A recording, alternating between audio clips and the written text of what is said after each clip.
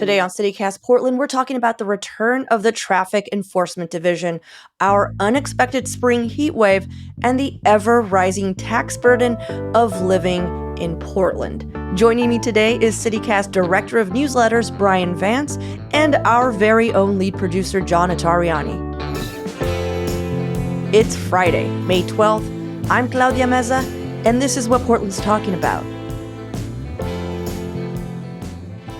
Bryan, John, thanks so much for joining me. Yeah, thank you. Good to be back. Bryan, I love that you're becoming a regular. I've always dreamed of being a regular somewhere. You know, you see like movies and TV shows, you got regulars at bars, you got regulars at other spots. I'm a regular here, apparently. That's probably healthier than being a regular at a bar. So, But since you're a regular, you probably know that at the top I usually ask just a question. So everyone who's listening knows who's in the room and can quietly judge us with our answers. So today's question is, what is your favorite Portland park? And I'm asking because it's going to be 100,000 degrees pretty soon, and a lot of us are going to be going to parks and trying to escape the heat. I'm going to go first just so you guys can gather your answers. I feel like mine is going to be just like everyone's going to know what I'm going to say. Cathedral Park. Yeah. oh yeah. I mean, yeah. It's like, can I just say I live in St. John's like anymore on the show? But I love that park. It's right by the river. It's got the boat ramp. You can do several things. You know, you can look at people take pictures from their wedding like all day long. Well, Cathedral Park is not actually in St. John's. It's in the neighborhood Cathedral Park. You're right. Which most people don't know is its own neighborhood. Yeah. And you've got the shade of the bridge, you know, like exactly. It provides great shade, especially when the sun's like right above you. So yeah, the coolness of the river. You got that breeze going. Mm-hmm. You know, you got that. You have so many shady spots. Yeah, that's definitely. What about you guys? What's your favorite park? I'm gonna go a little bit east and pick Peninsula Park on Rosa Parks. Which is so cool. It's got the Rose Garden, which is just so beautifully amazing, and the big fountain in the center, and you can sort of sit out there and just enjoy the flowers. And then there's that whole other side of it, which during the pandemic was like a central meeting place for me. I would always meet up with my friends and be like, let's just go to Peninsula Park. We'll bring a blanket. We'll sit outside. They have a splash pad there. Very good for hot days. You can cool off a little bit and hang out with some kids. Isn't that for children, John? Yeah, but if, you can splash pads are for everyone. Just as long as you play it cool, you can duck in and get your head wet. Yeah. Oh my God. You don't want the kids to judge you, but like, hey, don't worry about this adult man. You can run through really quickly with a full beard, hanging out here with all your children. We're totally fine. I'm a cool guy. The kids will understand. Yeah, Peninsula Park's beautiful. That original site of the Rose Garden. So I'm gonna. People are probably gonna call this cop out, but I mean, I live really close to it. So Mount Tabor. It's a volcano. It's got miles of hiking trails. It's significantly cooler at the top than at the bottom because you actually change elevation. And on super hot days, you can stare at the fenced off reservoirs and dream about how wonderful it would be if you could actually swim in them, but knowing that you can't because they're fenced off. So yeah, it's just a great park all around.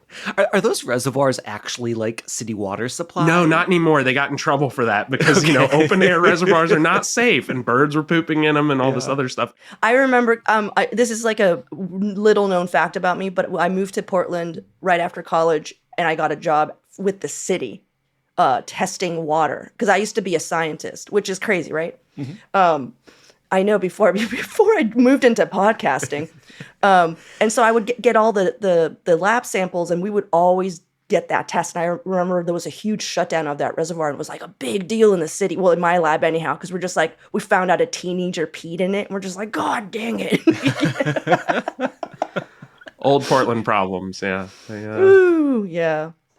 Well, thanks so much, you guys, for playing. I'm wondering what headlines this week you guys were thinking about sharing. Bryan, as a guest, do you want to go first? Yeah. So, I've got my eye on the heat wave. It's about to get really, really hot here again. It's only May, and we're about the top 90 degrees in Portland this weekend. I mean, they're looking at consistently high 80s, low 90s for like 6 straight days, actually, based on what I'm seeing now. And it's just a really shocking reminder of, the effects of climate change and how Portland, which used to be known for super mild weather, is becoming, in the summers at least, increasingly dangerous and unbearable. And, I live in East Portland, which is the site of some really awful stuff that happened 2 years ago when we were in the midst of a heat dome. Like more than 50 people died due to heat-related illness, and a lot of them were in East Portland, where we have far fewer trees, where we have far fewer parks, where we just don't have the amenities that the Southwest Hills are famous for. And so all that concrete absorbs heat. You have lower income people out here who are less likely to have air conditioning, and it just creates a really nasty situation really quickly.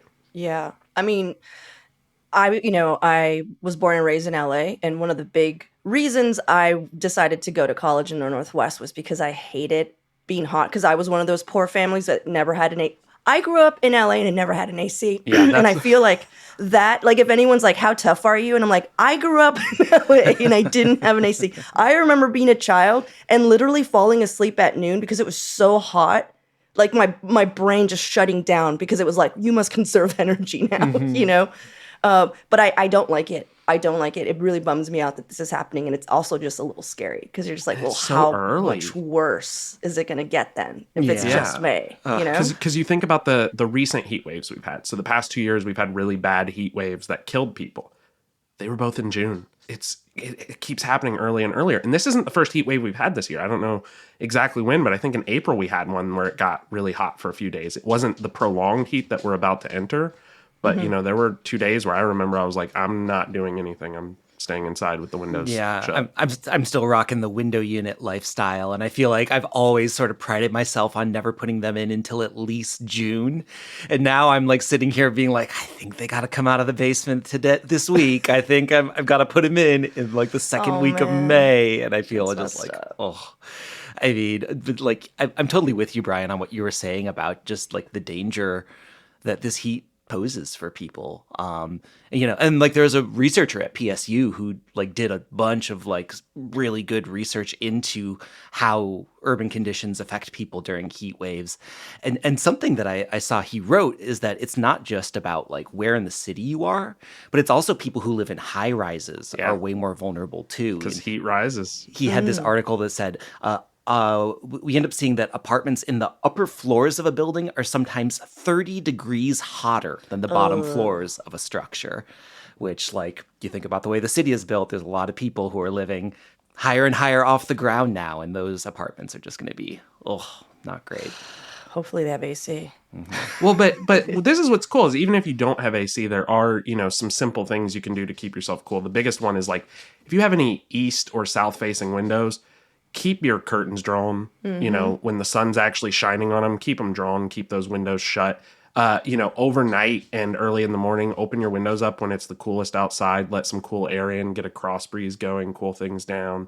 My favorite thing, which I learned when I was living in South Carolina without air conditioning, is to make like a DIY swamp cooler, which is to take a box fan or some sort of fan and a giant bowl of cold water and sit it in front of that fan and let the fan just blow the cold vapors out. It actually cools you down a little bit. It's like a really janky old school form of AC, but it works, I love it. So yeah, there's all kinds of little things you can do to keep yourself cool. And the biggest one is just like be smart, don't go outside when it's at its hottest. Or if you do, make sure you're going someplace where it's cool and there's shade and there's protection from the elements. And take over a splash pad. Kick out the kids. Exactly. Take over a splash pad. Poor children. Take a boombox, set up a party. Like, the kids will be okay. I don't know you guys. They're resilient. They'll take a nap. Their brain will shut down. I know. It worked for me. Yeah. Cool. Well, any other hot tips? Yeah. Don't walk your dog for long periods of time in the summer. Concrete is basically a griddle, and your dog's paw pads are basically going to fry. So, think of your pup. Be careful. Take them to grass and don't take them out at the highest point. They also don't sweat like we do, so they can get heat exhaustion really quickly. Yeah. I heard the rule of thumb is to put your hand down on the floor. And if you can't stand it, if you're just like, ow, then think about that is your dog Yeah, right there. that's your dog, but 4 times, you know? Yeah, their little pinky toes. Oh, so cute. So sad. I'm just thinking about them getting burned Gotta out. protect those puppy paws, yeah. Yeah. Well, thank you, Bryan. John, what was your story of the week? I'm looking at what's going on with the traffic division here in Portland. So you might remember the city basically gutted the traffic division back in 2021. They had a staffing shortage and they had 20 people that were out trying to enforce traffic laws. They took it down to one person at that point. One guy. There was one guy. One guy. And he was, and an article from OPB said he was like mostly focusing on coordinating parades. So he wasn't even doing, he was like, focus. This is from Alex Zielinski. He was mostly focused on coordinating parades and overseeing state and federal traffic grants. Interesting. Oh, have you seen any of the quotes from him? He seems so jaded about all this too. Like I feel like he was probably just locked in a room for the past 2 years alone, just looking at maps and grants and stuff. Yeah. Well, his name was Sergeant Ty Engstrom, and luckily Mr. Engstrom is going to get some coworkers. They're putting 14 people back on patrol duties in the city. So by the time that this gets to all of you on Friday, it'll already be in effect. The team's going to be working from 5 p.m. until 3 a.m., mostly focusing on DUIs, people who are driving intoxicated, and other like really major traffic violations in the city. So traffic cops coming back. Yeah. I mean, DUIs, you have to do like the fact that wasn't happening was blowing my mind, because people were saying like, oh yeah, like they'll catch them and then it's like a catch and release thing, and it's like, well, maybe keep them, maybe keep the DUI.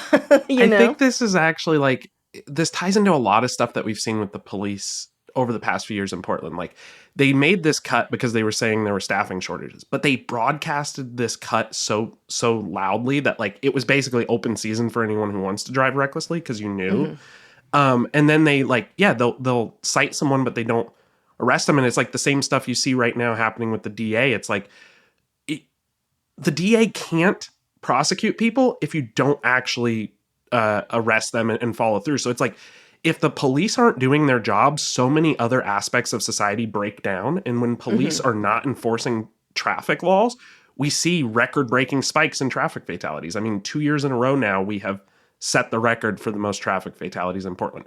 That's not a coincidence. Like, it's a direct result of the cuts to the traffic division. You said that the statement was, hey, we cut this division because of staffing, but then they also said, hey, we're cutting this division because we can't seem to figure out how not to be biased. Right. And do you remember that? It was a lot of stories. Like, they were just like, look, it's going to be great because, like, for one, we don't have the staffing, but two, like, we're not going to stop arresting Black and brown people. Right. If we don't pull anyone over, then we won't arrest anyone for it. And to me, I'm just like, that is not how you fix that problem. And it's so silly. But it is something to keep an eye on, because that problem still has not been fixed. They are not coming back with a solution. And, they were stopping a wildly larger proportion of like BIPOC drivers than they have a population in the city back in like 2019 when there were numbers on this stuff. It was not that long ago. And while we are seeing like record numbers of traffic deaths right now, and we definitely want to bring that down, I hope that we like keep an eye on how this gets implemented, because I would hate to see things sort of swing back into the other direction and traffic stops once again become an excuse for profiling people in the city, which I think there's a really big risk of. Cool. Well, we're going to take a quick break here, and when we come back, more headlines of the week.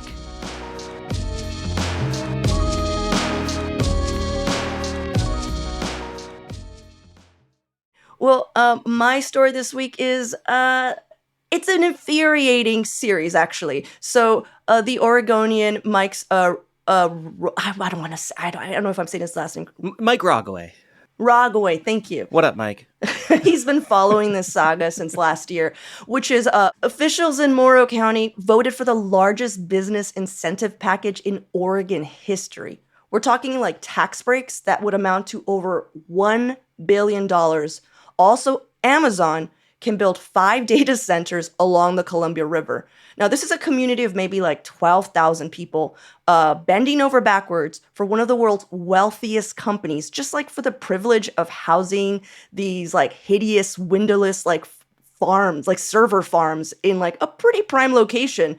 But they're like, that alone is just like, that sucks. But here are the 2 reasons why I'm like, hold up. Well, one, it's been proven that data centers like need a low numbers of employees. So if they're just like, oh, it's going to bring jobs, not really. BS, yeah. It's BS. It's just a locker for computers and servers to stay cool. And I did some digging and found out that the Twitter data center in Hillsboro only has 18 employees. Yeah, it's crazy how few people. I mean, sure, you're going to get some construction employees, but construction jobs are not enough reason to give a uber wealthy company a $1 billion tax break. That is not long-term employment in the community. Yeah, one of the articles I read on it said they're hoping that Amazon will spend $12 billion in their county, which I mean, conceivably, if you buy a bunch of computers and put them there, they're spending $12 billion, but like... But they're not buying the computers in Morocco. It's not like there's a giant Best Buy warehouse that's going to sell Amazon. But yeah, exactly. Like, that investment doesn't benefit the citizens of Morrow County. Yeah. Well, but here, who it is benefiting is that... this is the thing that made me want to flip a table over, is that some of the very Morrow County officials who negotiated with Amazon now stand to profit from the deal. So 2 of their current port commissioners are part owners of this fiber optics company that will be like Amazon's service provider. They did a back deal with Amazon. Yeah. To be their service provider, and because Amazon had been like hounding them for more tax breaks, right? And it essentially got to 2 to 3 people, and they're just like, but what if we hired you guys? And so, of course, people are upset, but a Moore County Commissioner, Jim Doherty, actually was quoted as saying, like, I have absolutely no doubt in my mind that we would have crafted stauncher deals to begin with had it not been for 3 or 4 of these folks who were working these deals behind the scenes. And like, that's... Damn, that is incriminating. So effed up. Like, that is incriminating. Yeah. Yeah, and it's not clear if they recused themselves from the vote, by the way. Yeah. I mean, and isn't there the whole thing that this was started, but like in the shadow of the legislature is looking at rolling back some of the laws that make these types of things possible even? So it is also kind of a deal that's like getting in under the wire, right? When the legislature might say that these sorts of tax breaks are going to be reformed, right? Well, and it's going to cost that community. Like, we don't have sales tax in Oregon. So the idea that like they're going to spend $12 billion on like computers, cool. That money's not actually going into the local county. You know, it's not paying into general funds or anything like that because we don't tax sales. So it's like, in the end, it's that community that's going to suffer. You're now going to have these giant, ugly warehouses right along pristine, real estate on the Columbia River. And the reason they love to come to Oregon is because we have super cheap hydropower. Like it's incredibly cheap, and these data centers gobble up ungodly amounts of electricity. So they take more than their fair share of tax breaks. They take more than their fair share of electricity, and they give you back 18 jobs. Like, cool. That I would love to see the math in the end. 18 times 5, so yeah. Yeah, but we're not the only ones who are upset. Like, the actual residents of Morrow County are just like, hey, this was hijacked by people in power. They don't want that. They're just like, there was even an argument of like, when they call 911, who's going to go? The services that we pay for with our taxes that they're not paying for? Like, and I was like, that is a really good point. Excellent point. Yeah, they're going to be sucking up resources of the community. The community is like putting in, and what's going to end up happening is what's happening here in Portland, like right now. Yeah, which is, I don't know if again the Oregonian. This time it was reporter Shane Dixon Kavanaugh reported that. Mayor Wheeler actually called like this like halt, let's all, come to Jesus meeting with like nearly every agency, in Portland to be like, hey, we're about to roll out the most taxes that anyone here has paid. And we have to figure out like which ones are actually important, which ones should come first, because as he said, this region's collective tax burden is putting an enormous strain on like households that are barely struggling now, barely able to survive. And I feel like the reason all of these tax hikes, like there's so many holes in people's like in transportation, in services, because we gave so many tax breaks to we're giving so many tax breaks to Intel, to Twitter, to all these companies that are coming in, these high-tech companies, and they're not paying their fair share. Yeah. Are those Intel tax breaks happening in the city? No, so what they did is they basically, the tax breaks that the city has given is in terms of like real estate. Well, like what y'all talked about the other day, like exactly. the Ritz-Carlton developer who's like, no, I'm not going to put in some affordable housing. I'm going to pay a fee, but then is like, well, let me actually mark that fee down, so it's like. Exactly. Mm-hmm. Yeah. So people are able to move in. They're also just like, hey, you don't have to pay the city taxes to build things, because I mean, and you can see the good part of that is like, well, yeah, we need to build some infrastructures, but it's not evening out. And now Portland residents are paying an insane amount. Like, yeah, it's every single thing you pay for is going up. And there, of course, everyone's like, well, the recession. And it's like, yeah, but the recession hits the people who are paying these taxes as well. And you've already got our money and you want more. And at a certain point, you have to be like, maybe you should think about that before you give every business coming in here a tax break and they're not paying into the collective pool, of like this community. Yeah, you see this all the time. And it's not a Portland, it's not unique to Portland. Like this is a thing that happens all over the US. We constantly rob our future to pay for our present. So we rob future tax bases to entice companies to come here who then, don't pay any money in tax. You look at these huge tech companies, they are famous for paying as little income tax as imaginably possible. I mean, some of them are paying literally $0 a year in federal income tax. So this is not just a Portland thing, but it keeps happening. We keep sabotaging our long-term success, our long-term viability for quick fixes.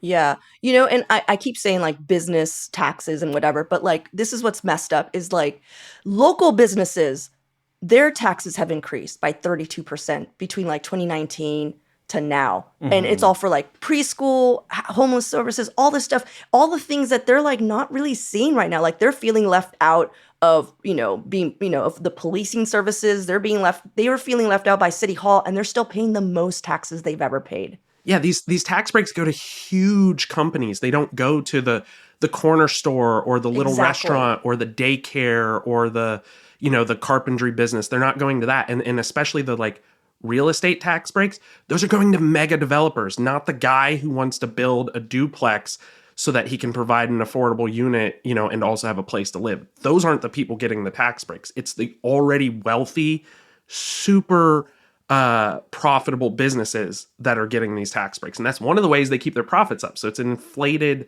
it's inflated numbers, and it creates this system of inequity that just permeates everything. Mm-hmm. You just hit it. I feel like if we're talking about inequity, if we're talking about how do we like figure out, this economic downturn that we've had, the loss of middle class, and it's like, this is the biggest one. It's the robbing of like, of taxes from communities that aren't being served by these larger companies. Like they're promising jobs and everyone's noticing like, hey, it's not an equal trade.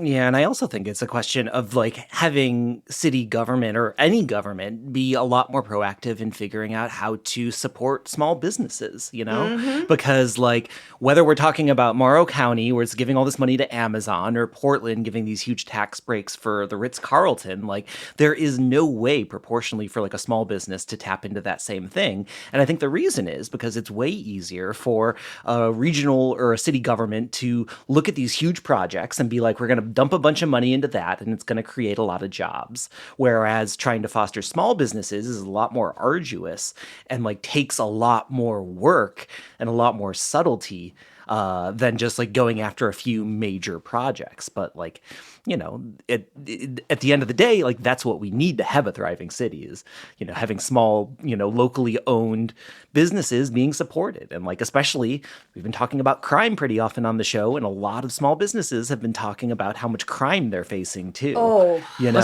Amazon's not the one getting robbed. No. It's the small bakery, it's the small shoe store, it's the small, like all these small retailers and restaurants that are the ones getting hit. It's not these huge corporations. Intel, no one's breaking into Intel and stealing microchips. Like that's not happening. I mean, I wish Although they that would. would be kind of cool. Like Mission Impossible style. I just want to see. I want to hear that story. I want to see it in my head. They have to. They have to do that little circle glass cut thing that you were talking about a few weeks ago. They have to do it. They have to do it.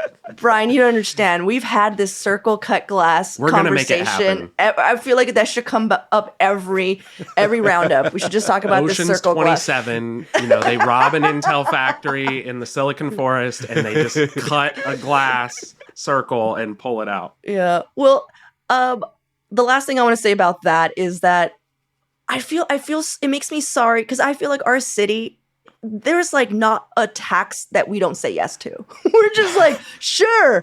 What do you want to do? Oh, an art mural tax. Let's go. Like we're very like, yeah, let's get, because we're giving community. We're like, who needs money? Sure. Okay. It's for the kids. It's for this. It's for that. But we're not seeing an investment. Like we're not seeing a return in our investment is what I want to say. And I feel like they're like the taxing is like, I think they're going to see a big rebellion. That's what I'm hoping. I mean, I think we are. We're already seeing population declines in Multnomah County for the first time in decades. And like I don't think it's as simple as to say that it's all because of taxing, but it definitely plays a part in it because the cost of living here just keeps going up and you can't afford it. And it's like, Portland is full of people with great intentions, but the road to hell is paved with good intentions. And it's like, we need to get more serious about how the money that we already pay into the government is being used and make it more efficient. I mean, maybe they really should take a lesson from these tech companies that they're so in love with and, study the data, look at like where they can be, where they have bloat, where they have, pork that can be cut and just, use the money more effectively. Well, I mean, all I'm hearing is tax is bad. I mean, at the end of the day, we're all humans. We're we like to keep our money as much of it as we can. I get it, We also like infrastructure, though. Yeah, and safe we like streets, city services and safe streets. Well, thank you so much, you guys, for joining me today. It's always a pleasure. Yeah, thank you. Thank you. Always fun being on. That's all we have for you today here on CityCast Portland. Our lead producer is John Notarianni. Our audio producer is Julia Fiaioni. Our newsletter editor is Rachel Monahan. And our host is me, Claudia Meza. Original music by Jenny Conley and Steven Drizos. Additional music by Epidemic Sound. We'll be back Monday morning with more from around the city. Until then, see you at Slim's.